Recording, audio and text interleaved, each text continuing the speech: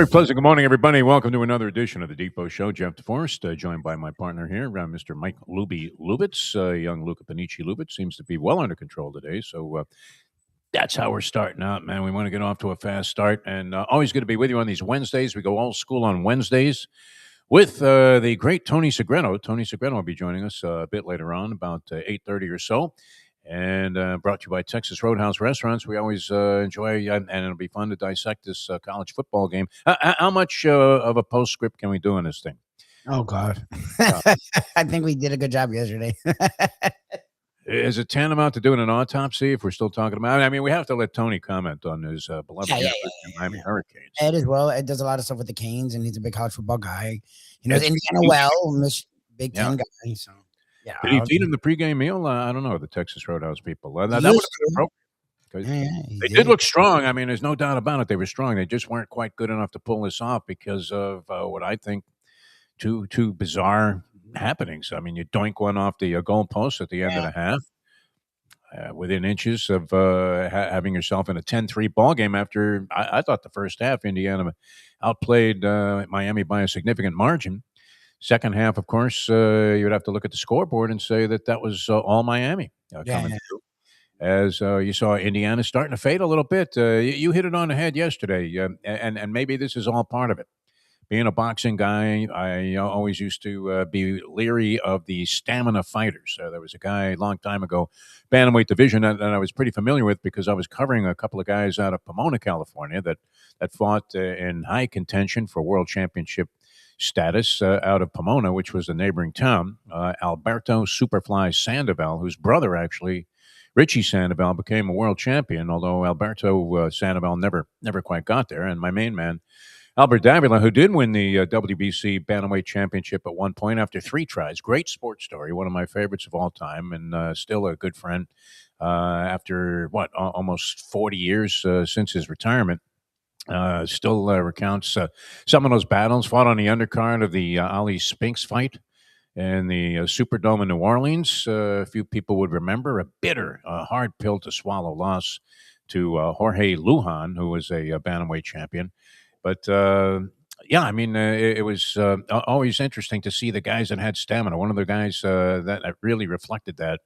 The Mexican fighters, of course, who would take 6 rounds to get started, Lubie, in a lot of cases. Yep.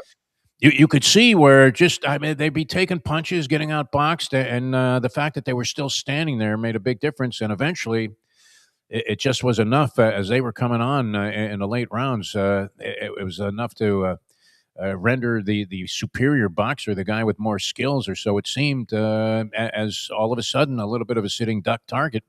And they would come on and win the late rounds and ultimately win the decision. And that's kind of what happened in this Hurricane game. It looked like Indiana was wearing down fairly significantly. That last drive, I don't know. I mean, before the interception, if you would continue to just kind of chunk your way, I know the time was a factor, but it seemed like they were getting 10 yards every time they put the ball up because, as Lubie pointed out yesterday, there were a lot of missed tackles by Indiana all of a sudden taking place, a team that was devastating early on defense. They did sniff out that one play. I mean, I don't know why Mario Cristobal, you think that was part of his strategy? Was that brilliant, or are we about to criticize something here that made perfect sense? That the ramming of the football up the middle consistently throughout the ballgame, was that necessary as part of the wear down of Indiana and they just ran out of time? What do you think, Libby?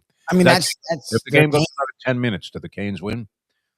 I don't know. I mean, Indiana was moving the ball pretty well themselves. All right.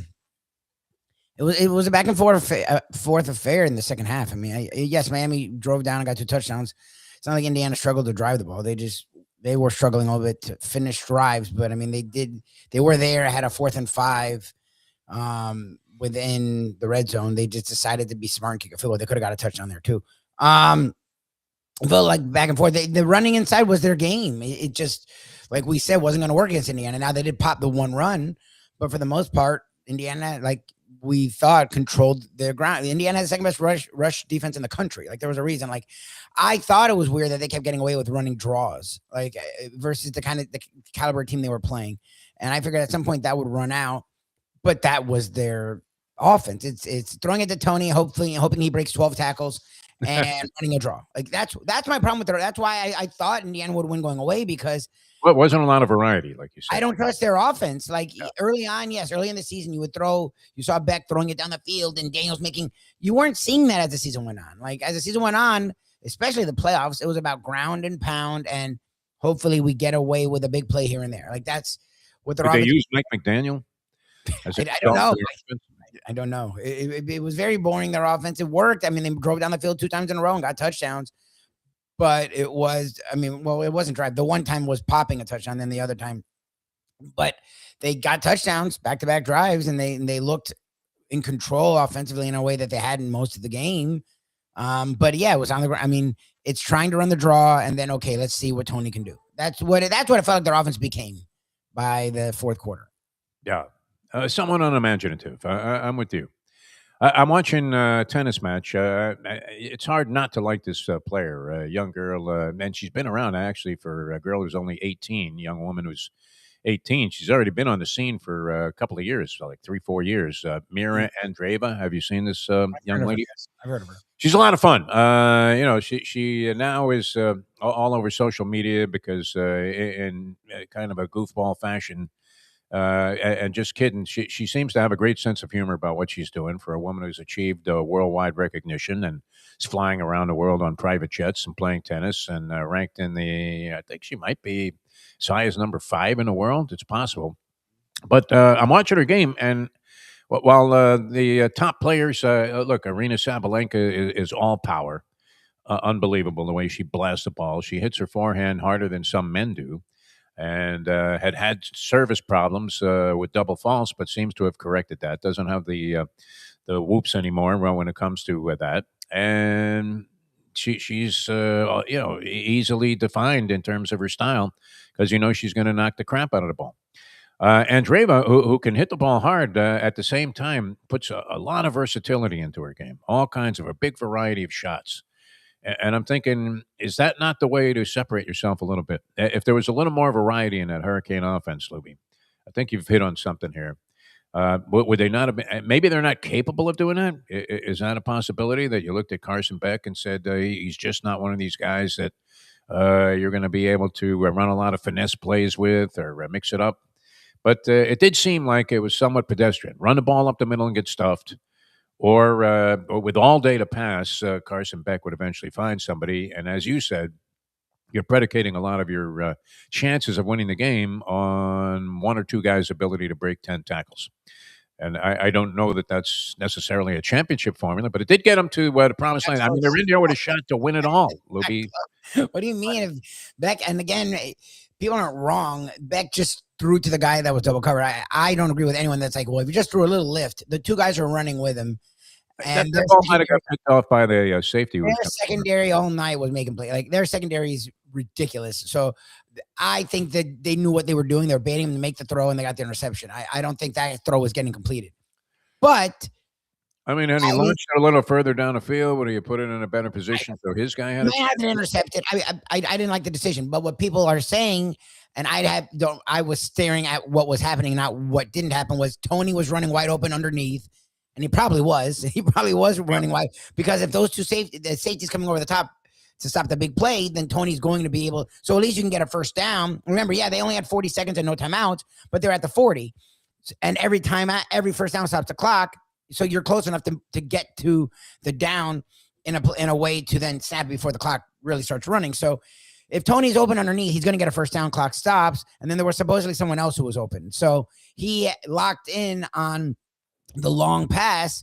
And well, he thought he had one-on-one coverage, I think. And he did. Yeah, he didn't see the safety. And essentially that's what it amounted to because the ball was picked off before the safety was going to get in there and cover that spot. But if you watch the replay, which they analyzed from every different angle, the safety looks like he's going to be in the middle of the field, and then he drops over to the side where it appeared they had one-on-one coverage. Yeah. And he was closing on the ball. I don't know what would happen. We'll never know. But interesting. I still have the hangover. I was thinking about all the different experiences I had with the Hurricane football team, which were much more directly involved going back, say, is it that long ago? Like 20, 25 years ago? when the big run ended, unfortunately. The 2 decades of dominance that the Hurricanes had. I remember putting together some kind of video. I had to write the script for a video called "Decade of Dominance," and it's amazing what transpired. My first experience here, of course, one of my first experiences. First thing I ever covered, Lubie, was I had to go out to Dolphins training camp.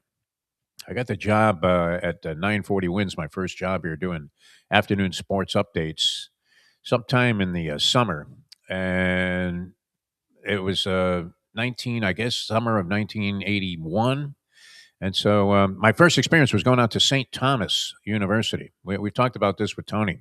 St. Thomas University, where the Dolphins practiced. And I really did. I thought I was lost. I couldn't believe that a professional team was playing in this rhymes with zit hole of a facility. It wasn't as if teams, this was before it was popular for teams to build elaborate facilities both on the pro and the college level.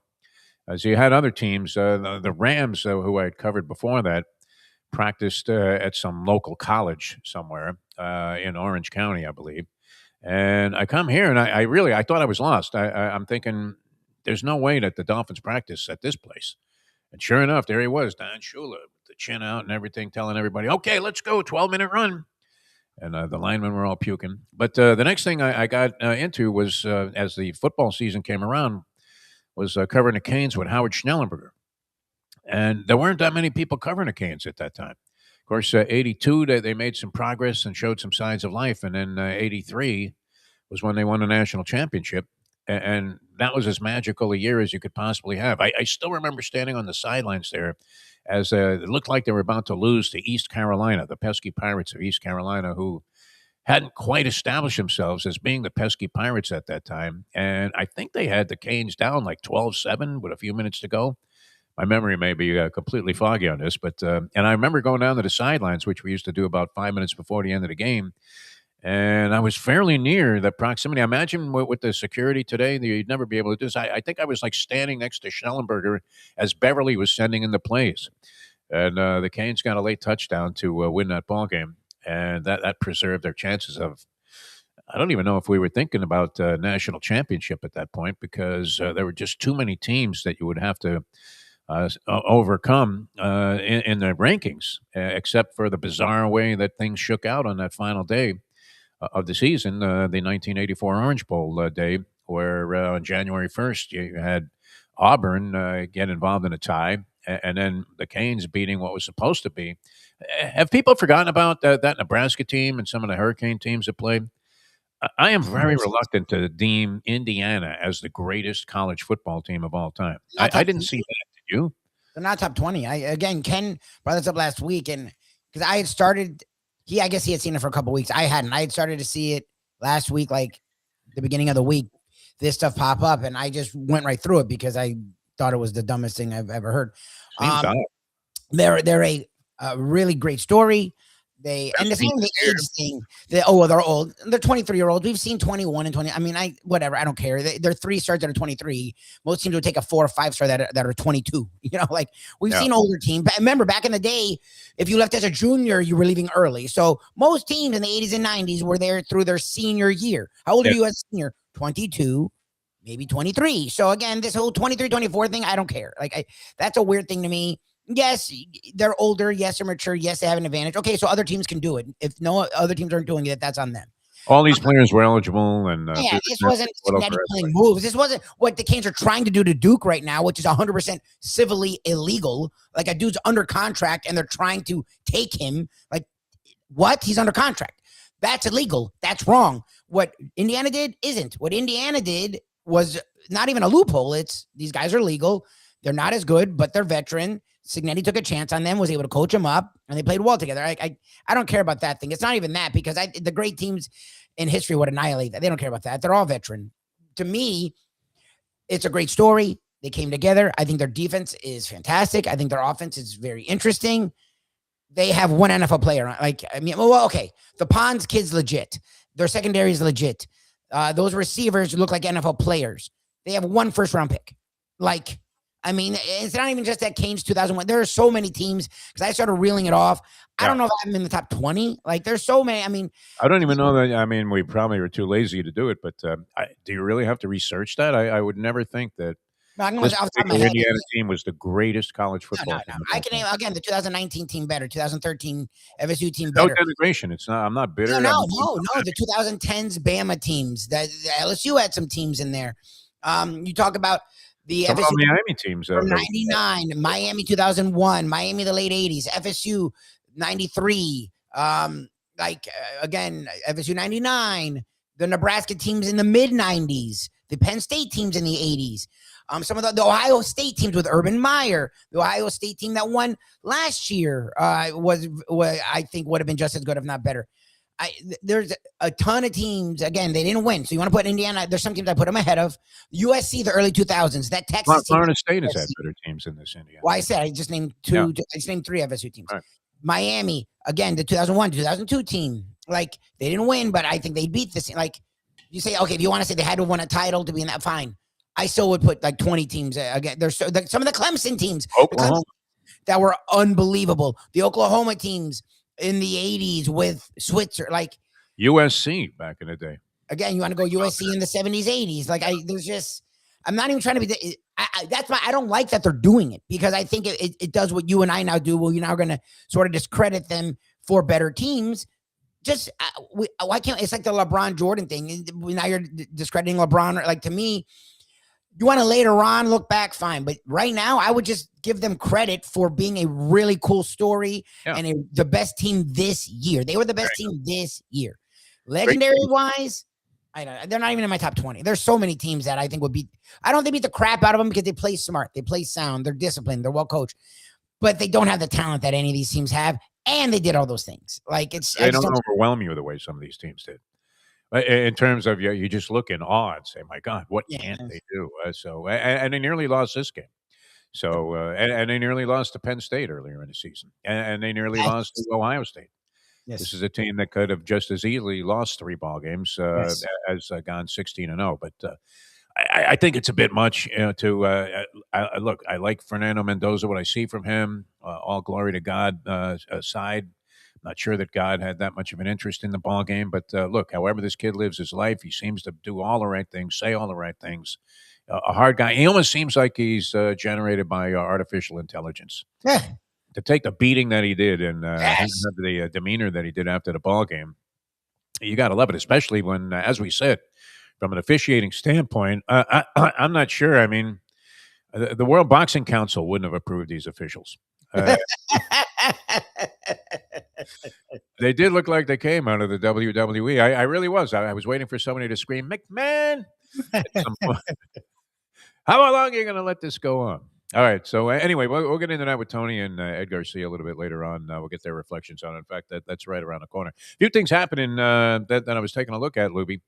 And this is weird, too, because it was a football dominant period of time that were just coming off, and we had a team in a national championship game, and they made a nice, almost Cinderella-esque run. There was all the controversy about whether they were getting in, they weren't in their conference championship game, whether or not it was going to be Notre Dame, Miami, who was going to get hosed, when Alabama got the obligatory nod to get into the college football playoffs, in spite of losing 3 games. I mean, a team that was 9-4 during the regular season and postseason.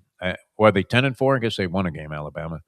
And how quickly opinion changes, Lubie, now that we're in this extreme era of thinking where there is no middle ground. Alabama wins their opening college football playoff game, and everybody, hey, you see, it was more than justified. Then they get shellacked in their next game by Indiana. It's like, what? They didn't belong there in the first place. So that's the way people are thinking right now. Yeah, I mean, it was a great story all the way around and a lot of fun. But we've been ignoring some of the other stuff that's been going on. Yeah. This struck me today. Have the Heat sort of morphed into being semi-irrelevant? Yes. Wow. And every time they have a chance to do anything that makes them relevant, they keep waiting for this mythical future that's not coming. And it's really getting annoying. Where is it? What's going on here? I mean, it's really getting annoying that they keep doing this. Like they find a way to get a guy in Powell. They find a way to actually be Heroes hurt like the whole year, but they're like a top 6, 7 seed the whole year. They flirt with the top 3 at times. They've actually had a surprising season for what we thought going in before they got Powell. They get Powell, and they've actually been interesting. And when you look at the East is wide open. The East is a lot of man. Yeah. So it's like, okay, cool. Ja Morant becomes very much available for nothing. You don't have to give all these packages. You don't have to give a bunch of stuff. You could give a young player, and they have a lot of them, a first-round pick, which they never care about first-round picks, and get Ja Morant. I get he's a head case. I get he has issues. He also just scored 40 the other day. Yes. So, and then the game after that, he had like a triple-double with 27 and was leading his team to like the guy's a head case. Miami's not the greatest town, but this franchise is known to rehabilitate players. Spo is literally a dude that's known to be able to get the best out. Jimmy Butler, whatever you want to say on the way out, that was the best he played his entire career. He went from being a third guy to a number 1 on a team that went to multiple finals. And what's amazing about Butler? He was the epitome of Heat culture. Like, he came here supposedly because he was immersed and entrenched in Heat culture. Yeah. And then he was the absolute destroyer of Heat culture on his way out. And I'm trying to figure out, where does Ja Morant, as you said, a known head case. I mean, just the guy, the talent is obvious. He's yelling at his teammates. He's doing a thing with the gun gestures, all of this other stuff. Got in jackpots with the law. And all that being said, it would be an open defiance to anything that you thought was coming philosophically out of Pat Riley and the Heat front office to bring a guy like that in. And yet he did it with Jimmy Butler, who was supposed to be a head case. At that time, though, Butler was espousing everything that came right out of the Heat book of how to. Yeah, 100%. And that's my thing, is like, if you believe it, and we look, there's cracks in the culture. People wonder, is it not a thing? Fine. But if you believe in it, isn't Morant the perfect thing, right? Because you could keep Powell, you have Bam, whether or not Hero goes in, they might not even want Hero. So you keep Hero with, like, you have as much talent as any team in the East. What are you giving up to get him, though? I think the Heat's next draft pick is in 2037. No, they have a bunch of their picks. And they also, they haven't put picks in for a while. Remember, they keep missing out on these trades. And the Powell trade didn't even have a lot of picks. Like, they have some picks, and they have young guys, a Hakachonis guy, the whay. Like, and again, these are interesting young guys, but they're not doing anything right now. How about they give up Simone Fontecchio, who had Fontecchio is another kid that people actually like because he plays decent defense, and he can shoot the 3. So it's like, to me, go make that move. Who knows if it works or not? But this was a move they used to make. It makes it exciting too. It makes you really interesting. Would you pay money? I mean, you're not inclined to go down there now, Lubie, but would you bring young Luka and Shirley down to a Heat game if you could see Ja Morant? Yes, Morant with Bam, with Powell, and if you get to keep Hero too. Like, that team, talent-wise, is the best in the East. Like, talent-wise. I don't know what it turns out to be. The Celtics, Tatum is supposedly rushing to come back. I don't know. But if you look at them talent-wise, the way Powell's an all-star this year. Bam has finally woken up the last week or so. Like, great again last night. Hero's an all-star caliber player. And Ja Morant, when he's healthy and in the right brain, is a top 15 player. Like, if you have a chance to do that, why for Hakachonis? Like, they're holding on to Hakachonis. Like, I don't know what this kid is. Like, it's just annoying because the Giannis thing keeps floating out. Giannis isn't going anywhere. Where's Giannis going? If Giannis was going somewhere, when he gone? The Bucks have been this for like 3 years now. Giannis isn't going anywhere. And they may as well dig up Wilt Chamberlain. Yes, it's just Giannis stuff. And you remember me? 4 years ago, I was the king of we were on the radio and I was talking about Giannis. Yes. Even I've gotten over it. It's like the Tua stuff. At some point, it's not like there are no other teams that would want the guy. Yes, everyone wants him. Like, so it's like, to me, if you have a chance to go get a guy, so now, like, it was about, we were going to have Scoop on last week in the middle of all of it because I thought the trade was happening. Like, everyone was sitting out. It felt like it was happening. And then now it's like, well, they don't really want him. And they're hoping for 2028. It's like, what? Free agency is not even a thing anymore. Like, players get so much money staying with their team and then orchestrating trades that they stay and ask for a trade. They don't go to free. Like, how do we all know this? And and I'm not even bashing the front office. I think they're fine, but it's like, they're snookered though. That's been a problem. They've sort of been snookered for years now, and they haven't been able to find that breakthrough path to get out of it. They do make some smart moves. They do make some draft picks that you look at and you go, okay, that was pretty smart, but not enough. Somewhat irrelevant. They win last night. I was thinking about it. They win 130-117 at Sacramento. They've won 3 of their last 5. They make 50% of their 3-point chucks in a ball game, 21 of 42. This Simone Fontecchio goes 5 of 5 from 3-point range. They score 45 points in the second quarter, 9 of them coming on 3-pointers to move to 23 and 21, and nobody gives a flying one. No. That's and this is a team that you want to like because you like the way they've approached things over the years. They've never, tried to sucker punch you by saying, "Okay, we're going to be great this year," and knowing full well that they really didn't have a chance in hell. They've made bold moves in the past there, as evidenced by any number of deals. Shaq acquisition being one. Of course, Alonzo Mourning. Who can forget about the whole thing with LeBron there when we were down at the arena doing a 9-hour broadcast going, I think they're coming out soon. I see Eric Reed. He's putting some makeup on. Like, what the hell is going on here, man? Remember that? That was weird. Wait, were you working that broadcast with me? Yes. What do you mean? We hadn't even started at the studio. Or did you come down to the arena? I had to be it was annoying. It was already I had to be at the studio, and it was you with Mike Inglis and I think Karate. And they were great guys. They were fun, and it was a fun podcast, but it was the stupidest thing to put on the radio. Oh my God! I mean, English is great. He could talk all day, and I really admire John Crady's work. And the times that we've had him on programs, John Crady, and I wouldn't mind trying to get him on one of our few. We can try and get him on next week. We've had him on before. We've had him on. He's good. Figure out what the hell is going on with this Heat team. And what needs to happen for them to become relevant again? We know what happened with the Panthers. They were afflicted with injuries after a tremendous run. If they did nothing for the next 5 years, they put themselves on the map. But it's not necessarily good enough in this town, Lubie. No. What do you have to do? And is Jeff Hafley capable of bringing that about for the Miami Dolphins? A lot of stuff happening here. Hall of Fame yesterday. Carlos Beltran, Andrew Jones gets in. Yeah, so Beltran gets in? Yeah. Wasn't he mixed up on all the Houston stuff? He was beating the drums like he was Tito Puente Jr., man. He was hitting those garbage cans.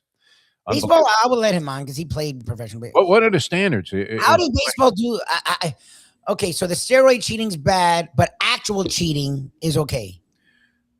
I don't know. What would you feel was more egregious, more outrageous? Stealing signs, to me, I don't know. I mean, they were using electronic devices, and they were exceeding, obviously. If you're just stealing the signs like Joe Garagiola used to always refer to, the signs. That's all he ever talked about was the freaking signs. Okay, Joe, enough about the signs. We know you were a catcher, but did you get hit in the head with a knuckleball or something? What the hell happened? And I like Garagiola as a commentator because he was a little offbeat. But he was always talking about, they got a guy on second now. They're going to be trying to steal the signs. So that's been going on as we bring in Mr. Old School himself. Well, Tony played professional baseball. Tony played baseball his whole life. So he gives an interesting perspective. And I always thought he was a catcher, but he was a sleek, Tony Lazzari type. I would think second or short. That's Tony feels like to me. What were you playing? Shortstop? I see you as a second baseman, Tony. I was a second baseman. Okay.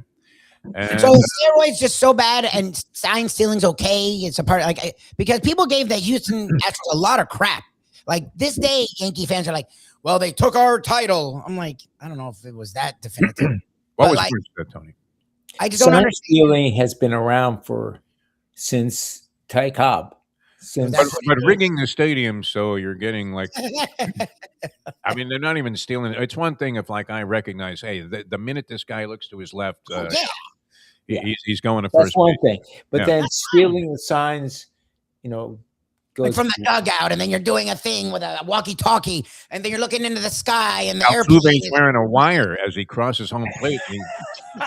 Most of these guys going on their knees, and they go to touch his shirt. He goes, "No, don't touch me!" Right? I mean, there was so much. Fortunately, if you've ever experienced something like that, you're like, is there something wrong with you? When it's 1,000 degrees outside, and the guy says, "I think I'll leave my shirt on when I go in the water." Wearing a wire, no? This was forgotten, I guess. I don't know. Was it enough for you to? I'm looking at the numbers here, Tony. Though your standards for a Hall of Famer. I mean, I'm too hung up on this batting average thing, I guess. Yeah, but what's his home? So am I. Beltran hits 279 lifetime. He hits 435 home runs. It's not a Hall of Fame. Knocks in a Tony Perez 1,587 runs. So I don't get it. Good power numbers. A 280 hitter with power. Hall of Fame. And in that era of steroids where numbers are inflated, his numbers wouldn't have made it in the 80s or 90s. I don't. And Andrew Jones was a lifetime 250 hitter. Jones is weird because Jones was an elite defensive player, great player, and a really good offensive player. So I actually don't want Andrew Jones is the kind of guy that in the 80s and 90s would have gotten in, that they've been holding out because of you have to hit 800 home runs. And so Andrew Jones, I actually don't mind. And he never was really caught up in steroid rumors. He won a lot of games and was a big part of a lot of winning. Like all the things that would get a guy in the Hall of Fame. Okay. Carlos Beltran's weird because he was a really good player. He won a lot, but his stats are almost in the middle when it comes to Hall of Fame. And then the cheating's there. Like, I don't get the Beltran. Hey, let me ask you something, Defo. Do you recall is Nellie Fox? Nellie Fox, yeah. I had a Nellie Fox bat. Everybody loved Nellie Fox because he had the thickest bat handle maybe in the history of any level of baseball. Did he get in the Hall of Fame or no? Nellie Fox? That's a good question. Wow. I would tend to say yes, but I could be wrong about that. Nellie Fox. I always liked Nellie Fox. Didn't he have a big chaw of tobacco also when he was up at the plate? Yes, he had a weird batting stance. But I remember having a Nellie Fox bat because me too. I had a Nellie Fox. And I hated him. He is All of Fame. He was a 15-time All-Star. I mean, if you're a 15 in that era, I mean, he was steady as a rock, and guys stayed with one team for long periods of time, so it was a different thing. I'm thinking these are sort of like very borderline numbers. I guess that's why, in addition to Lubie alluding to the cheating scandal there with the Astros, 279. I mean, what's the benchmark? If you have over 400 home runs, are you getting into the Hall of Fame, Tony Segreto? They both had over 400. They all similar numbers: 435, 434 for Andrew Jones, 435 for Beltran. And they were the only two that got in. And if you're looking at the juicers and the attitude towards the juicers, Andy Pettit, an admitted juicer, who claims he only did it once, he never inhaled, and he at least admitted to it, which is all anybody wanted from Pete Rose all those years. Yes.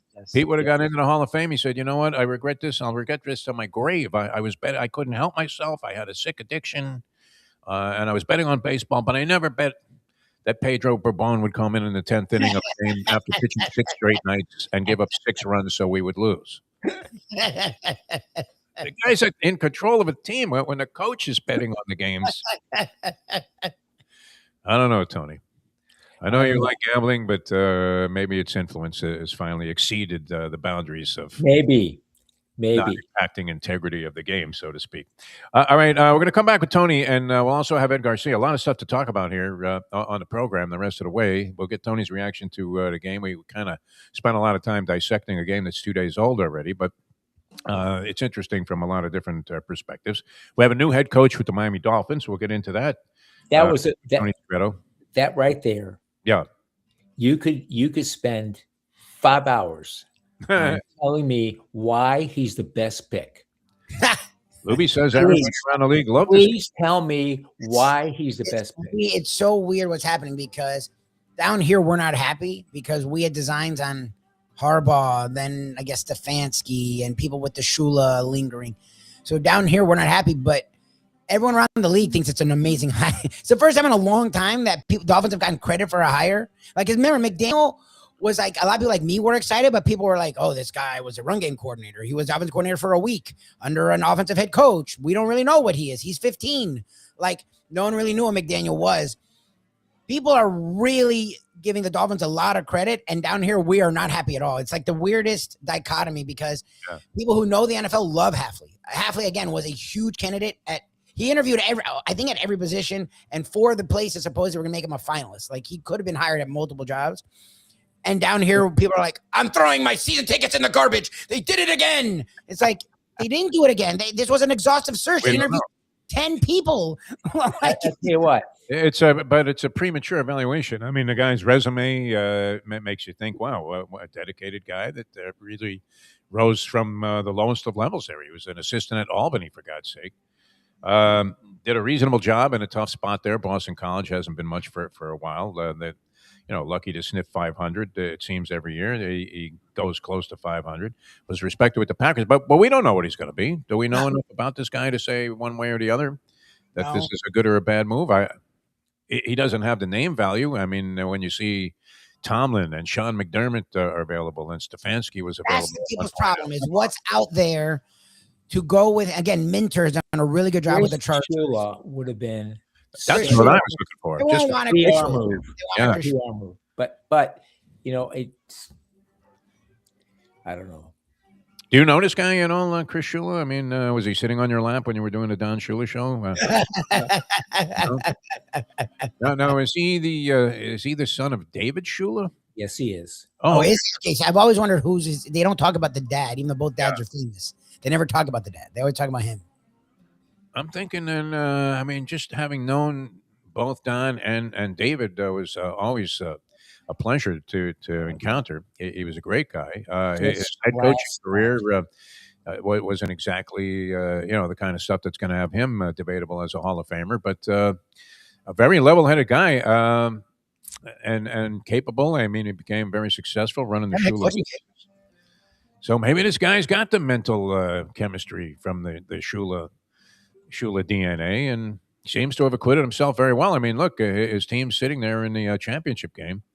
So, as a defensive coordinator of a Rams defense that I don't recall being any great shake. I don't know. Have they been in the past? I mean, I know they had They had Jalen Ramsey there for a while. When they had Donald and Ramsey, they were elite. But again, remember, Ramsey's gone and Donald retired. They had to go through a rebuilding, and Shula's done a great job the last 2-3 years. Yes, he has. So people, Shula, we had our favorites, and they went with the guy that no one wanted. But it's impossible to. I mean, unless you really knew. It's not a bad hire. Like I'm not excited about the hire because it's not who I wanted, but I don't think it's a bad. Like I'm not doing it when Philbin got the job, and you're like, who is this? Smoking Joe Philbin was a bit of a stretch. Sperano was one for me because Philbin I had heard of. Philbin was like Cam Cameron, where for a couple. Sperano was Parcells' guy, though. He was the offensive coordinator with Aaron Rodgers. So he was going to get a head coaching job. The Dolphins get slammed for the hire, but someone was going to give him a chance. They should. Sperano was weird because, yes, he was but he was an offensive line coach that no one had ever talked about. I'd never heard his name before. No. And then they make him the head coach. And then he lives up to that by having one of the most boring offenses ever and going on purpose for field goals. Like, he was like, all right, if we can get a field goal on this drive, we're only down 20, but we got that field goal. Like, that was the hire that was like. More amazing than that, though, was that the New York Jets, subsequent to his tenure here as a head coach with the Dolphins, where he had one of the most boring offenses in the history of the National Football League. You were waiting for them to put the leather helmets on. And they made him offensive coordinator.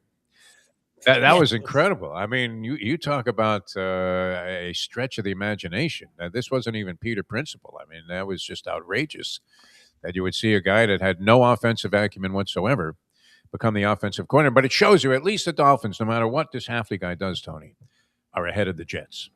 No? Yes. What do you think? Yes. And the Chargers, what the Chargers just announced, they hired. I know they hired McDaniels, OC. Oh, okay. All right. I could see that. Yeah. Yeah.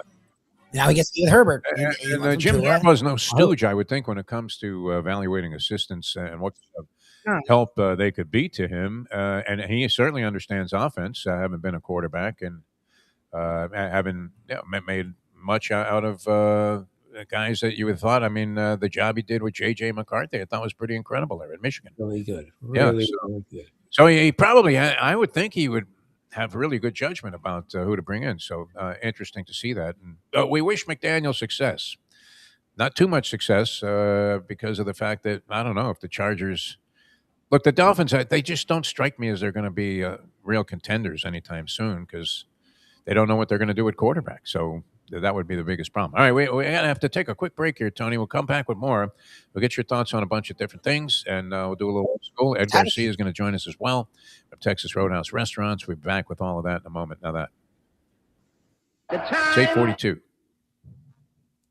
Hey, folks, Tony Segreto here. Let me ask you a question. What do you look for when you go out to eat? Good food, obviously, friendly atmosphere, not too loud, but good energy, reasonable prices, and a place where you feel comfortable. All those ingredients, no pun meant there, are hard to find unless you're talking about the Texas Roadhouse. You see, they encompass all of those attributes. Really, really good food, amazing atmosphere, good for a family, good for a date, or just a night out for yourself, and prices that will make you extremely happy. Their ribs unmatched, steaks hand-cut every day. Everything, and I mean everything, is made on site, including their incredible bread.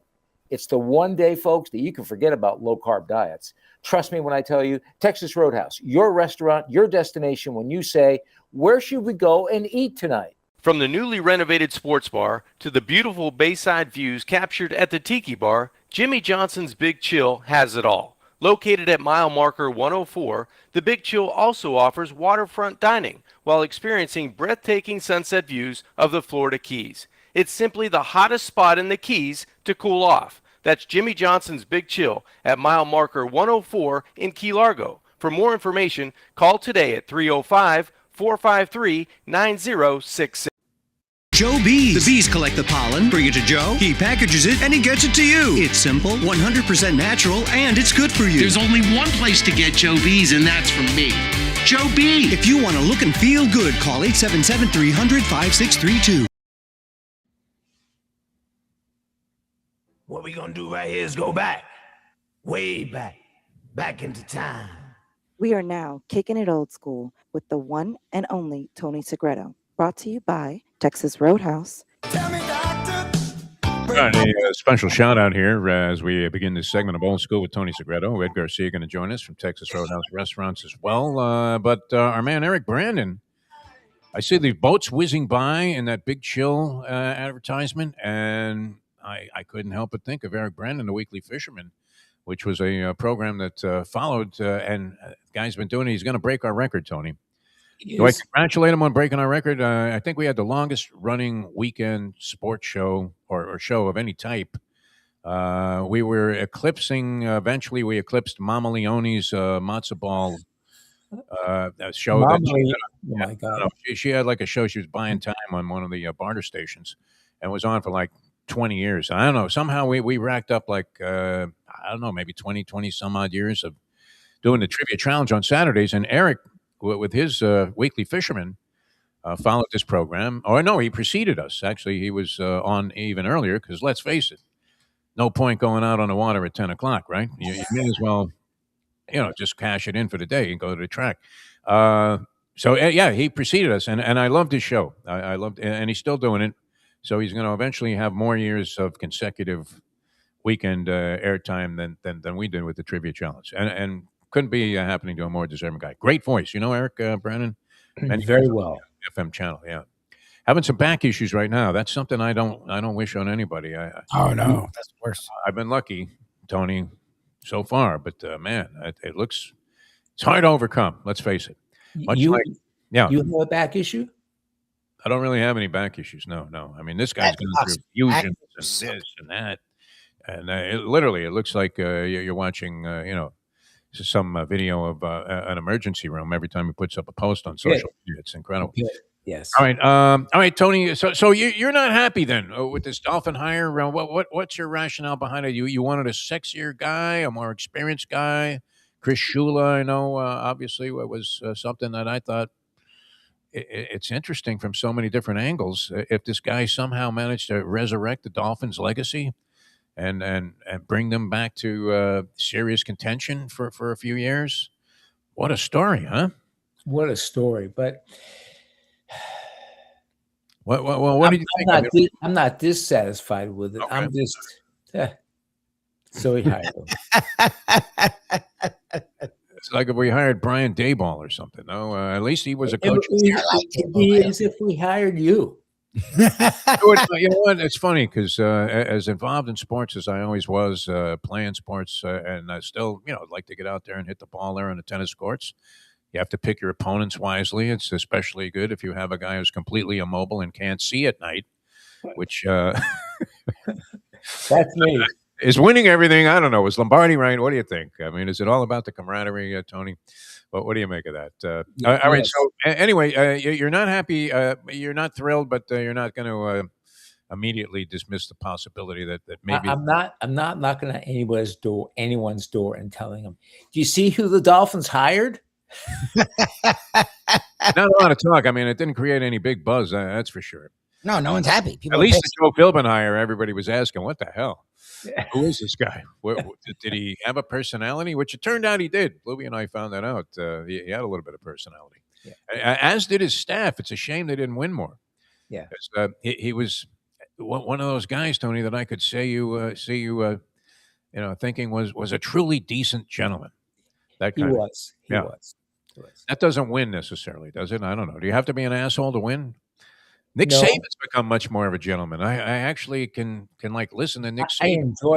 enjoy Nick Saban on television. He's really good. He's insightful. Yeah. He's to the point. He's just really. Is there anything he can't do? He's gotten better. He has as an analyst. I used to think he was just too ensconced in cliches, but no, he brings out some things which is interesting. And I don't know. I mean, he's doing it. It would be interesting if he just what was more straightforward in his opinions about different people that are being discussed. Like he would just come out and say, "Hey, this guy's an asshole." He said weeks before Miami got it. He said, if you're gonna pick a team, you got to watch out for it's Miami. Yeah, and a lot of people sort of thought that, although they did go off at 20-1. And if you had them at 20-1, as a professor did, or 50-1, as some people had, before the season started, can you imagine? I mean, how much is your heart in your throat as you watch this guy who looks to be beaten on a pass play, just reach up and catch the ball, and that was probably the only clean play on a passing play all night long, where everything else looked like it literally was coming out of some film on college wrestling. It was. I mean, did you think that they weren't calling anything in this ball game? It was incredible. They were letting them play. I mean, is that to the point of what though? Where it becomes ridiculous? I don't know, Tony. Shouldn't you try attempt to enforce the rules at some point? He's handing off the ball, and the guy's waiting there. He says, "Is it okay to tackle him now?" What do you think about the strategy in that ball game? Just one last thing.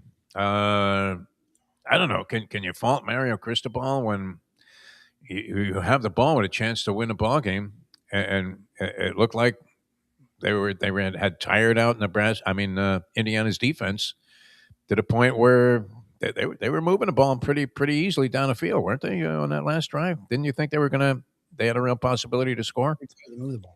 Yeah, they did, but the truth be told, Miami made it. They made a game of it. And for that time of the night or that time of the year or whatever, Indiana was the better team. Yeah. Block punt for a touchdown, doink Yes. field goal. And therein lies the difference. The better team. Now, Mendoza. Yeah, very likable kid. Yeah. Wouldn't it be a great story? A great story if the Dolphins got up to number 1 and drafted him. Well, what are they going to do to get there? It's just not happening. I mean, the rate. It's funny, in such a crappy quarterback class, he's become, especially the way he played in that game, like he's a lock for the number 1 pick, and the Raiders need him desperately. So, I mean, and the Jets need a quarterback desperately too. So, like, he's not that good to do a Hall kind of a trade. Like, you'd have to give up a Hall for him, and he's a Brady type quarterback. Interesting. He's growing on me a lot. I thought he was a second, third round caliber kid. Going into the game, I thought maybe was a late first round guy that would get first. Watching him in that game, he seems like in a crappy quarterback class worthy of the number 1 pick. Like, I think he's worth that pick. I just don't know. He's Brady. It's funny. People are like, oh, he's not Brady. Think about Brady in the draft. Like, that's not Brady, the 7-time champ. No, Brady in the draft. What Brady was good at, and then what Brady became and what he was good at. Mendoza's very similar. He's good at processing. He's good at getting the ball out. He's not scared of anything. He's tough as nails. He'll stay in there and take hits. He, unlike Brady, he's a little bit athletic. Like, he has a decent arm, not a strong arm, but a decent arm. He's a good quarterback, and I think he'll be fine. I think he's a starter. He's not like automatic Andrew Luck. Like, I don't know what he's worth from a pick standpoint. That would be a problem. Like, the Dolphins are like at 11. Like, I don't think you're getting to 1 from 11 with how I don't know if it's by design either. All of those back shoulder catches. I mean, you're looking at these and saying that's just like an awful throw. and comes back and makes a catch as he's being crumpled to the ground with no flag being thrown. And the ball goes for a completion. I don't know. Are those brilliant throws in your opinion, Tony? Because this guy, his accuracy was extremely impressive up until this last ball game when I thought he was throwing a lot of errant passes that just happened to go for lucky catches. I think the moment got to him and to everybody, because you're in the national championship, everybody's watching, the stadium is packed. It's just too much for anybody. He came through. I mean, that run was as gutsy a run as I've seen by any quarterback, going all the way back to Joe Cap. I mean, it was Joe Cap like. It was Joe Cap like. No, he was faster than Joe Cap. Joe Cap. Well, they could time this guy in a 40 if they did. I think he was running like a 6.2, something like that. All right, so we had a good time with all of that. That put the Canes back on the map. That's a certainty. Oh, I was there on the sideline. Did you see me there? Did you go, Tony? What happened? I thought I saw you in the Trump suite. Patting old Donnie on the back and thanking him for the chance to eat some lobster bisque there as you were watching a game from the 50-yard line. How was that? It was great. It was great. and Trump says hello. I'm sure he's a big fan of the show. He's more likely to go. He's always can't wait to tune in. He can't wait to tune in. He's always on with our buddy Sid Rosenberg in New York. Sid, somehow, as a young Jewish man from Brooklyn, he flipped the switch there and became a flaming Trumpster, which may God. Enough people, are on that bandwagon for him to be sitting there right now on his way to this big conference. So anyway, that's why we love sports as a diversion to the sometimes harsh realities that exist in the human condition. That is why we love sports. Yes, and it is a unifying thing. I mean, I'm watching this thing at a boat campers. I don't know how many he has now. He had like 3 or 4 of them at one point. I'm going to say 3. Lubie, is that one in Miramar? Where I grew up isn't there anymore. And that was a really cool location. One in Plantation, I know closed. Oh, that's not there. Oh, okay. I don't think so. People were like lamenting a while ago on like Let's Eat. Oh, sad that this isn't here anymore. And so I don't know how many actually. Well, whoever designed these, Tony, have you been into boat campers? I mean, for the sports fan, I did a tremendous job. It's great. Screens. I mean, if you're taking a leak, there's a screen above the toilet. You don't miss a single play. No, it really is.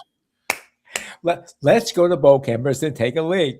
But yeah, I mean, how thoughtful is that for the diehard sports fan that has money on these games? And then you can't miss the screens. And they have the all the pages of the Herald of the I think your name was mentioned in one of the articles I was reading while I was in the bathroom. Yeah, that's there it is, Tony Segreto. I work with that guy.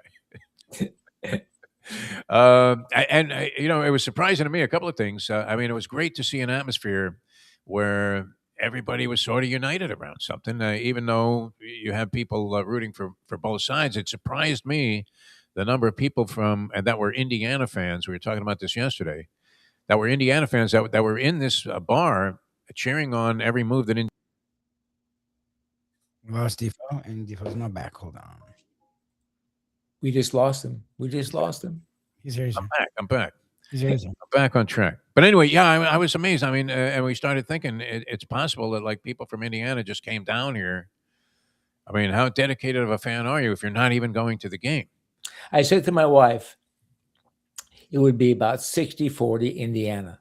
Yeah, and that probably was true, right? She said, "You're crazy. You're absolutely out of your mind." 65-35. What does that say about us, Tony? You've been doing sports here forever.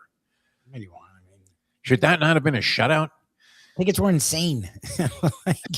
Where do these farmers get all this money? Was that part of the you mentioned? Exactly. Who's growing corn and worried about whether the crop is going to be damaged by some bizarre, eccentric weather that we now have all the time?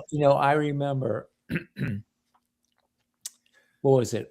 1985 or 84 in the slop in the Orange Bowl. The A.J. Dewey running it in for a touchdown. Oh, that was great, yeah. And they were debating whether to have that game or not because of the unsettled situation in Miami. Yeah. They had some disturbances. And my father, God rest his soul, was at the game. He was sitting next to a black gentleman. And he said to him, there are times when you just got to put your differences aside. Yeah, for sure. And that's what they did. Yeah. And that stuck with me because no matter how different we are, no matter how you meet, what are you laughing at? I'm just thinking, while you've got this great social message that you're delivering, I wanted to know, did Shula deliberately have the field watered down? 100%. Yeah. Why was there no tarp on the field, Tony? You know the answer to this. It was Shula. We know it. I mean, come on. You knew Shula. I don't think he ever admitted that he did this. I mean, this was like Pete Rose denying that he gambled on baseball. We were talking about that earlier, as far as a Hall of Fame shutout. But yeah, did he water the field? I get the message. I didn't mean to. That's okay. To kind of like sort of piss on that a little bit, but no, it was great. I seen it a lot.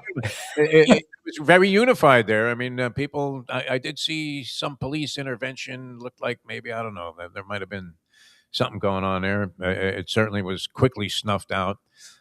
I couldn't believe the crowd too. It was like you were walking into the Ali Frazier fight in that scene in American Gangster. I mean, this was to get into a bar. So that was good. It definitely does. Sports as a unifying factor is. It really is certainly a good thing. But I was at that game, the AJ Dewey game. That was one of the early events that I covered here, and it was sensational, man. 3 picks. What, did he bring 2 of them back for scores? I know he had a pick 6. Richard Todd was a quarterback. Was he not for the Jets at the time? Yes. Former Alabama quarterback, Richard Todd. And the field was in no great shape, Tony. Shula never admitted it, one way or the other. He didn't admit it, but he. What can I say? And let me say something else. Yeah. We lost a great man, footy, the other. Footy, yeah. I didn't get a chance to go to the. And I went to the memorial on what was it, last Friday? Last Friday, yeah. And it was packed with people you didn't see for years. And A.J. Dewey was there. Danny was there.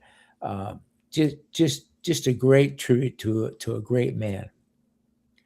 He's a good guy, yeah. I remember the early days. I was doing something similar on the rival station. I was on I-95. Footy was Y100, of course. And one of the good things about the media in this town, with rare exception, I mean, you're always going to have your share of, how should we put this politely, dickheads that do anything, especially in sort of, would you say to a degree, it's sort of an ego-driven business in some regards. I mean, you have a lot of people that want to beat their chest and say they're the best at it. And yet, even though I was sort of in a little direct competition there, and it was pretty intense, there was big ratings wars, and they were often referenced, especially on the FM dial. Between those two stations, guy couldn't have been any cooler. Yeah. And that was generally true about the Miami media, Tony. You being, of course, representative of the idea that you can be a good guy and still make it to the top of a tough business, which is why we're happy to have on the show Ed Garcia from Texas Roadhouse Restaurants. Glad you could join us, Ed. And we sort of dissected this thing. I'm just curious to get your thoughts, a big college football follower that you are, on what was going on in that championship game and where that leaves everybody. How are you? Well, I'm doing great. Thanks for asking. I hope you guys are doing awesome this morning. I am in a very cold Louisville, Kentucky. Oh, wow. Got in late last night, no luggage, which then in turn turned me into sampling bourbon to figure out what my next Did you go to an outdoor shop to just grab something on the way from the airport? That is correct. Yes, I just said, give me the brown liquor, and it's been fantastic since. So beautiful. It's allegedly going to be here in the next 3 hours. So my luggage is crossing the globe from Detroit to Atlanta to Louisville. But yeah, it's like circling, which is kind of nice. Spirit Airlines involved by any chance? Or you don't want to point a finger at any businesses? It is my favorite one, but and maybe Tony has a family member that works for them, but I am still loyal and true to them. Okay, so, all right. Ed, real quick, I'm trying to recall if you were on last week. I went to a Texas Roadhouse in Albany, and it was spectacular. That's awesome. Spectacular. I ordered a steak about this big. It was great. It was absolutely fabulous. I got a steak because my wife, my daughter, and my son said, "Get a steak, Dad." There you go. You know how we just kind of like just a salmon around the plate, screaming about a steak. It's good that you have all these things, but the steak is what you're known for there.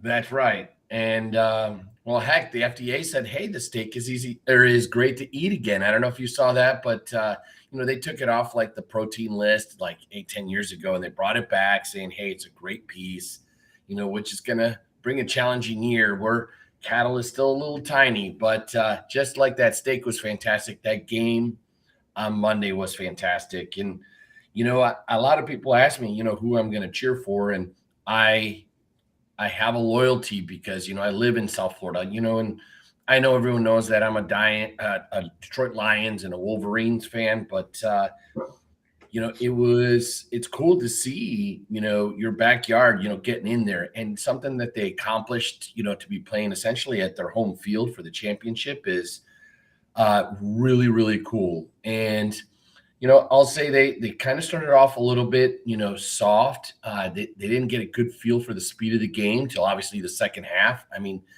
just in the third quarter alone, they tripled the amount of offensive yards that they had in the first half, and got a little loosey-goosey. And obviously the Indiana capitalized on that. But, as far as the quality of a game, I know a lot of people may disagree, but I felt like that's what college football is all about. There was a lot of passion. There was a lot of blood and sweat and tears left on that field. It was a phenomenal game. I know for the people of Miami, it was not the result that they wanted. For those people that are part of the Big Ten and cheer on for the Big Ten, that may be results that they wanted, because that would be 3 in a row, correct? Big Ten championship winners. Who's counting? But other than that, for the Big Ten, you're unbelievable. It's also case in point that we now have a huge microwave, and you can put in a team in there, hit the button, and you know what? 12 games later, you got a national championship team. I mean, the odds were 10,000 to 1. If you put $100 on that team, you would be said really good, at the end of the year. So kudos to them. And it goes back to my point. We still need to work on this NIL, college transfer, the portal, all that good stuff. But what a great Monday. And Ed, it goes to show you that anybody can become the champion. Yes, if you are financially backed by billions, absolutely. All right. Unfortunately, we got to fly. But Ed, anything special happening at Texas Roadhouse upcoming weeks? And if you're in Louisville, that means you're having some kind of power summit, no? Yes, that is correct. We just actually, I was here last week. We kicked off our year, which is super exciting. And the message is, how do we retain value? And we have a crystal ball that's super foggy. We try to predict, what's going to happen. The economy looks fantastic. Unfortunately, cattle doesn't look fantastic. How do we combat those prices and things like that, and maintain our menu prices so low? So really, that's the tip of the week. So But we were reviewed. We're working on our margaritas, making sure we have the best margaritas in town with our made from scratch sweet and sour mix and that awesome salt rim, which are absolutely delicious. And if you don't know, we have a $5 margarita at all our locations nationwide, which is pretty cool. Can't go wrong with that. And then we have our early dining special for those people that can get in a little bit early. Most of the restaurants before 6 o'clock, $9.99 to $12.99, again, depending. Obviously, if you're in Miami, it's a little bit pricier, but you get a steak dinner, a 1 pound sweet potato, and a salad for under $13. You can't go wrong. That's insane. That's crazy. So that's what's going on, and we're still delivering the best. We're still getting it in fresh. We make it from scratch, and hey, we're ready to rock and roll, and now we're gearing up for the Super Bowl. Have a good time there, and let's hope the luggage arrives. It's always good to have clothes while you're out of town. If not, I will be wearing this. Yes. Ed, thanks for joining us. Ed Garcia, Texas Roadhouse Restaurants. Tony, always a pleasure, my friend. See you Friday, guys. Okay, excellent. We'll see Tony on Friday. And for Mike Lubie, it's Tony Segreto, Ed Garcia. I'm Jeff DeForest. We'll see you next time as we leave you know that. Let's go to eat a damn snack. The time. There you go, Johnny. The guy's been dead for years, Lubie. You can't expect him to always be on time. It is 9:09. Let's go to eat a damn snack. Look what they done to my soul.